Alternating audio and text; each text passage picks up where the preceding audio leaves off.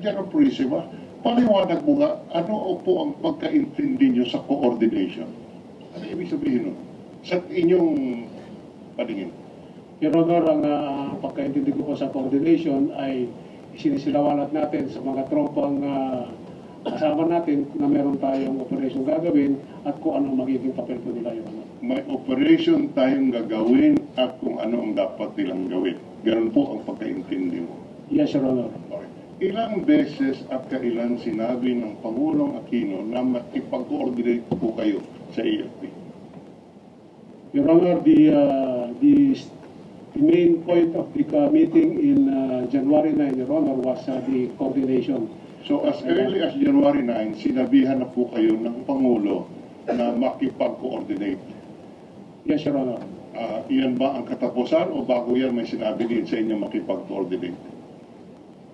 Basically, Your Honor, that is the main content of the meeting, Your Honor. After that, were you again reminded to coordinate before January 25? I cannot remember, Your Honor. What about before January 9? In December, Your Honor, yun din po yung main topic na may coordination din, Your Honor. December 20, kailan ho yan? That was the operation in December 12, Your Honor. December. Before the operation in December 12. Okay. So palagi pong inuulit sa inyo ng Pangulo na kailangan makipag-coordinate. Yes, Your Honor. Ngayon, dito ba maliwanag, nakipag-coordinate ka ba in accordance with the instructions of the President? Hindi po ako may trabaho nun, Your Honor, because at that time, Your Honor, I was already suspended and the instruction was directed to the ground commander to coordinate with the AFP elements of the ground. The President also spoke to the ground commander Yes, Your Honor. during when? January 9? January 9. Nandun po kayo Yes, Your Honor. at sinabing makipag-coordinate. Yes, Your Honor. Now, ano po ipaliwanag mo nga para sa amin? Ano pong ibig sabihin ng time on target?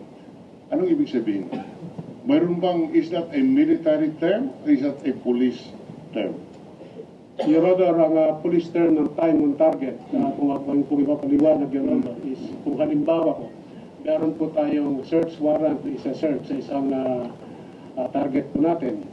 Ang ginagawa po natin time on target is that i-deploy na po natin yung mga magko-coordinate sa mga police station, sa barangay captain, and observers sa mga target natin, Your Honor.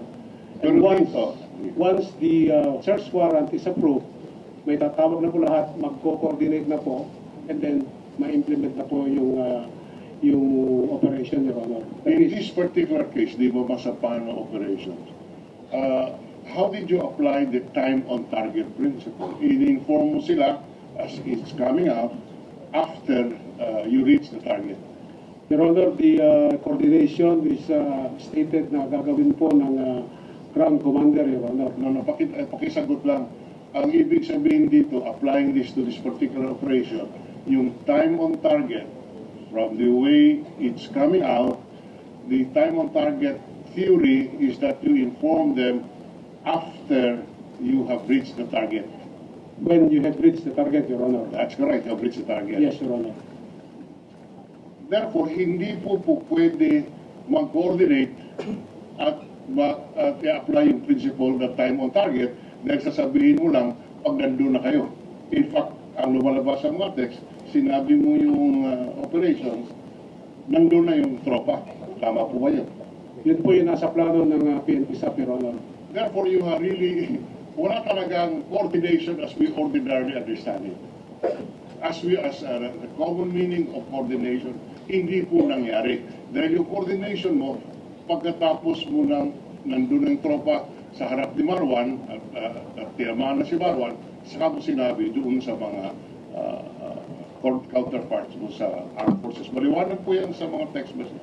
Yun po yung nasa plano ng PNP SAP, Your Honor. So there was really no coordination. Ang nakalagay po sa kanila, Your Honor, is time on target ang coordination po nila, Your Honor. Sige.